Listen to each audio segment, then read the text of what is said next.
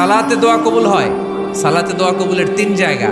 একটা হচ্ছে তাকবীরে তাহরিমার পরে আমরা সানা পড়ি না, আমরা তো একটা পড়ি, আল্লাহর হাবিব সুন্নাহ এবং নফল নামাজে আরো পড়তেন সানা, ওই দোয়া কবুল হয়। 2 নম্বর জায়গা সালাতে সেজদায় পড়ে দোয়া করলে কবুল হয়। আকরাবু মা ইয়াকুনুল আবদু মির রাব্বিহি ওয়া হুয়া সাজিদ ফাকসিরু ফীহি দুআ।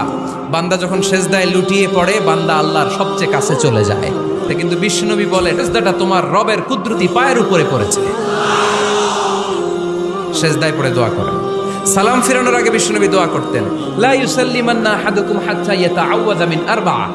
আল্লাহর হাবিব বললেন 4 জিনিস থেকে পানাহ না আছে আমার কোন উম্মত যেন সালাম না ফিরায়। তারা যেন পড়ে আল্লাহুম্মা ইন্নী আউযু বিকা মিন আযাবিল কবর, আউযু বিকা মিন আযাবি জাহান্নাম, আউযু বিকা মিন ফিতনাতিল মাহইয়া ওয়াল মামাত, আউযু বিকা মিন ফিতনাতিল মাসিহিদ দাজ্জাল।